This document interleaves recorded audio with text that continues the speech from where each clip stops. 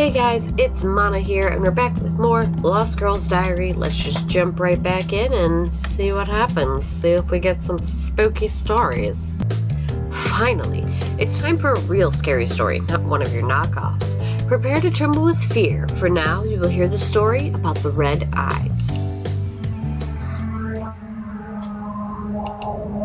Oh, okay.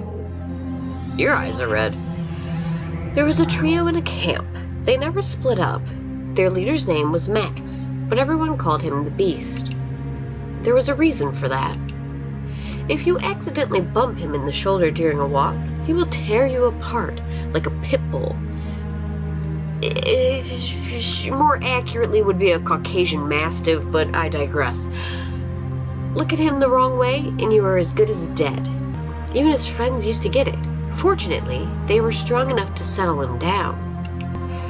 They were tough guys too, used to keep the entire camp at bay, but no one would report them because the Beast would take care of it. No one would say a word against them, and the trio was having fun. In short, the guys were on the road to success, but they failed. Because of whom? Because of a girl, of course. There was a lass in the camp whose name was, Vera, whose name was Lena. Once upon a time, Max had seen this Lena girl doing exercises. What do you think? She was a gymnast, not some bookworm.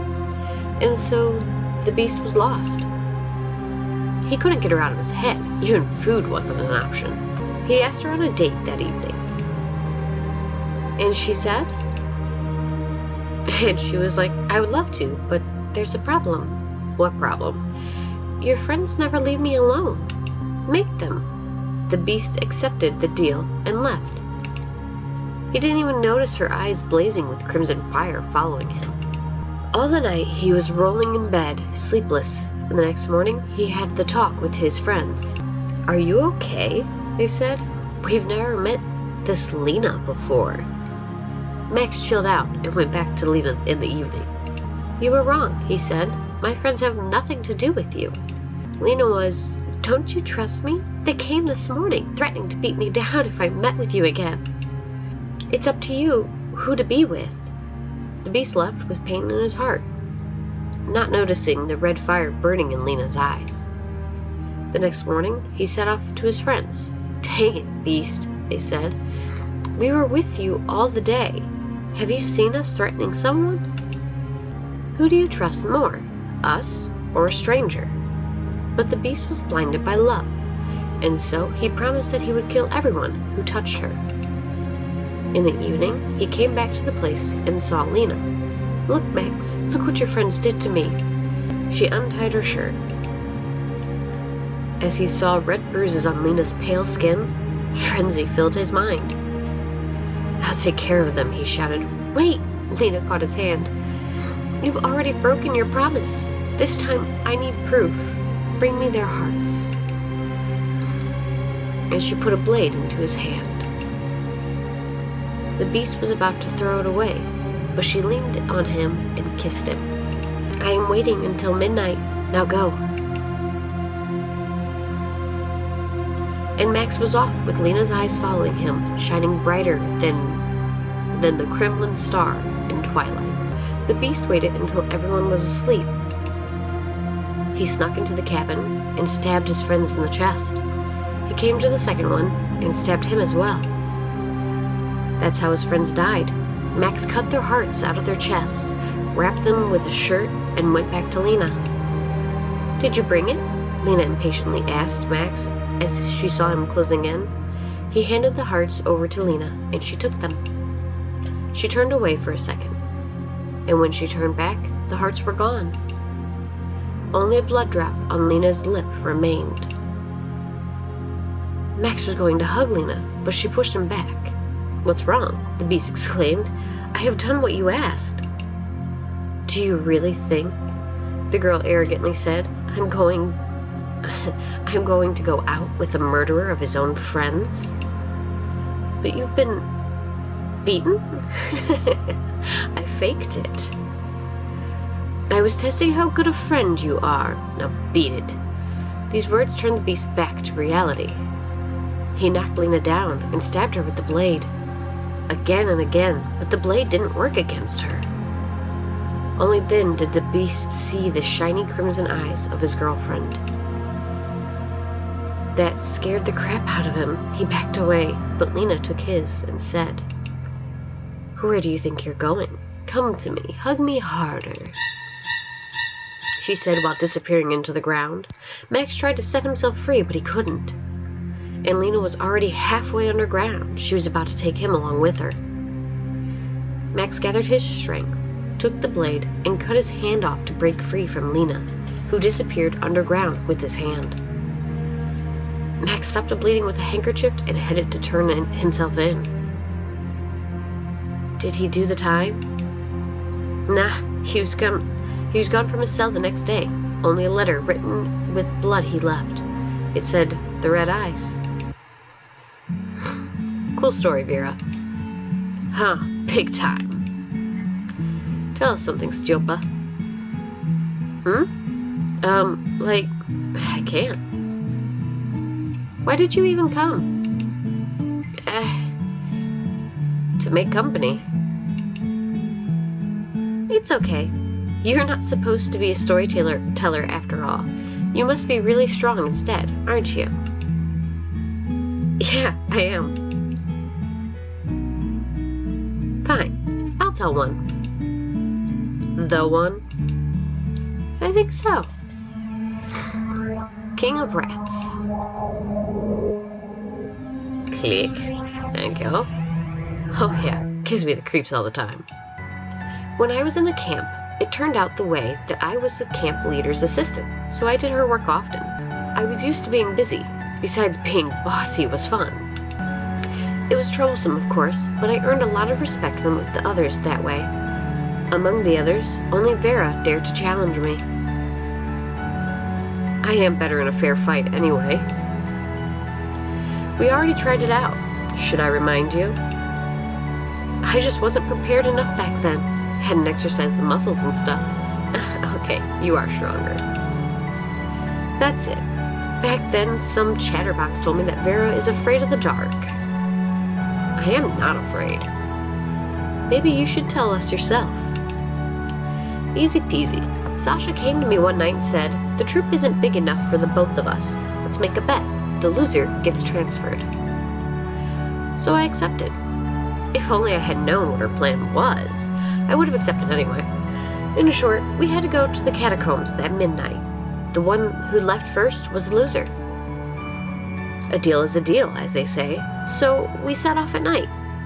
And the weather, almost as if on purpose, was cloudy, windy, and it was about to start raining. Besides, the flashlight barely worked. I felt like someone was watching us. We made it to the abandoned military base. We went down to the basement. Sasha was going ahead of me. We entered some room when Sasha turned off the flashlight and said, "Vera, dear, let's save the battery for the way back."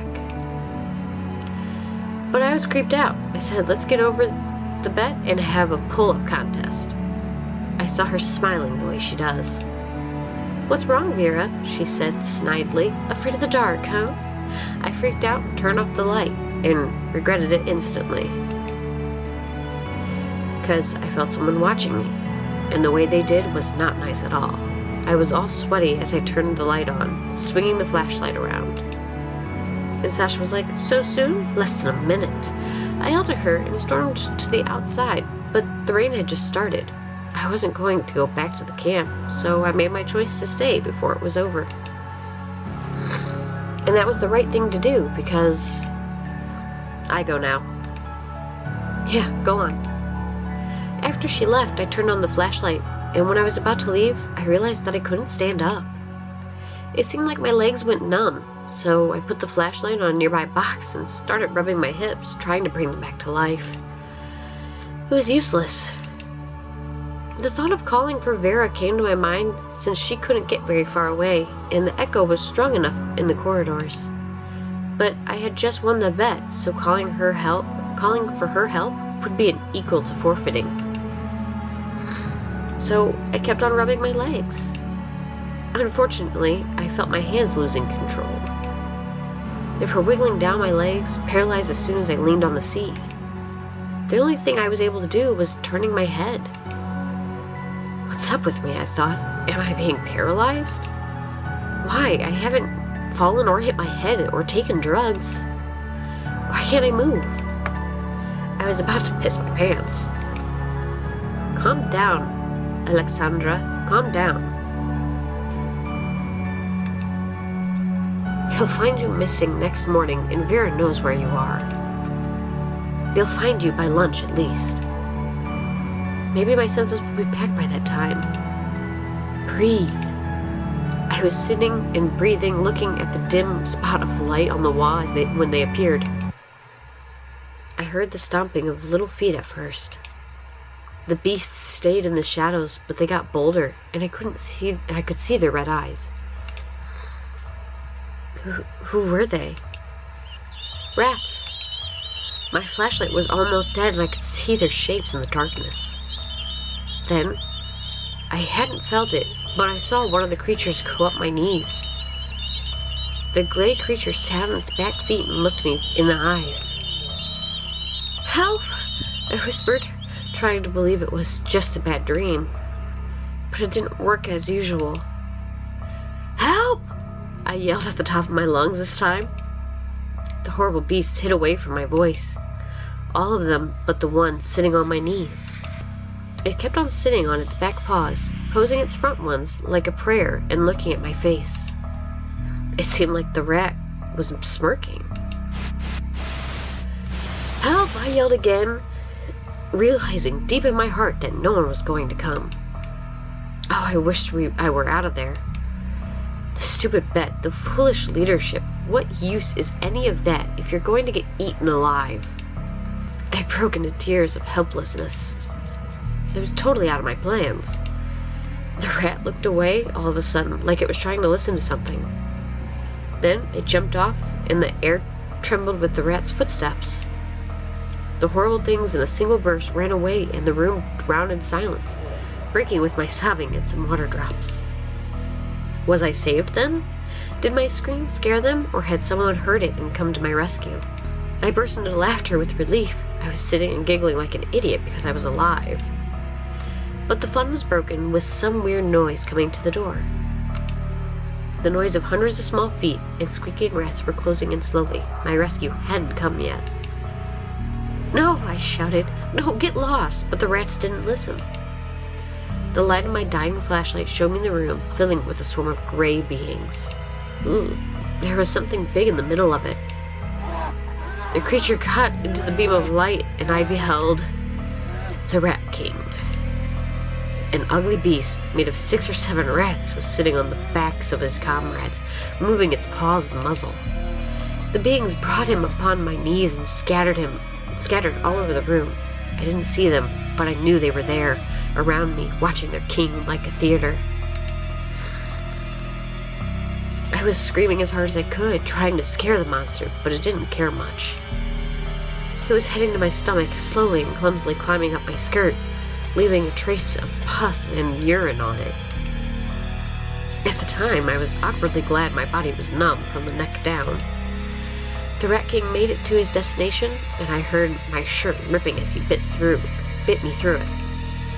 I had given up on calling for help at that moment, only howling of helplessness and fear. Soon the monster will settle his hunger, and the rest of the swarm will finish the job.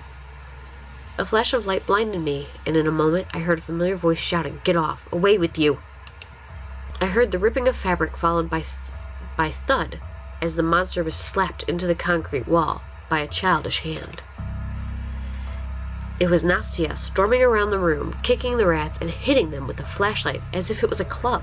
I don't know how it didn't fall apart. The rats swarmed away, carrying their defeated king, while Nastya hugged my neck, close to knocking me out, crying, "Sasha, dearest, don't you pass out. Please." I'm fine. I stressed her off. Can't move, though. Way to go, Nastya. That made no sense, but okay. You saved my life. You are a true hero. No words can explain how happy I was, but a terrible thought came into my mind. Nastya's legs will fail soon, just like mine did, and the rats will get us both. And so I commanded, Nastya, you've got to get out of here. Now, run to the camp and bring the first leader you meet. Here, got it? Nastya nodded and rushed out, leaving me alone in the darkness. Again. I wondered if my sanity could take it, and as her footsteps faded away, odd rustles caught my ear. Maybe it was just my imagination playing a bad trick on me, but it felt like the rats were surrounding me again. Fortunately, Nastya wasn't about to go far away. Let me tell this part, it's my favorite. When the rain stopped, I got to the outside and saw Nastya running somewhere. I caught up with her, and we headed back to Sasha. Man, you should have seen yourself. But yeah, good thing you didn't. A talking dead in the flesh. And then our princess got back to life after we brought her outside. When her limbs started moving, she freaked out with joy. Boy, I had never heard that much swearing. The pain was unbearable as my sensitivity restored. My whole body ached as if it was pierced by thousands of needles. My stomach was burning. Yeah, Nastya was dodging around Sasha like, Sasha, are you alright? Sasha, don't give up. Sasha, does it hurt? I shook her shoulders hard and sent her back to the camp for help. Nastya made a couple of steps and returned like, I won't leave her. Thanks to our beauty, we could settle her down. So we took Sasha's clothes off. All of it. Ouch.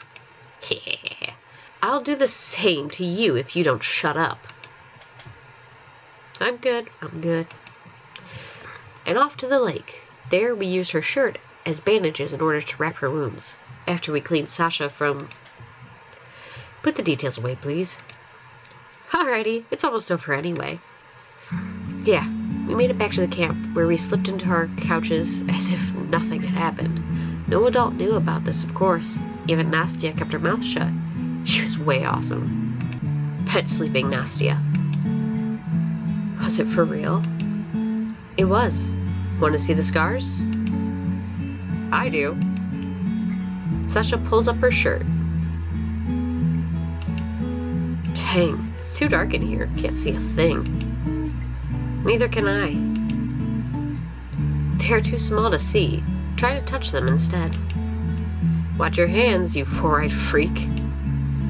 I just wanted to touch. You can touch, Petrov, next time you see him in a sauna. Keep your hands off her. Okay. Hey, it's 5 till midnight. Time to call for the Queen of Spades. Nothing's happening. Oh, there it is.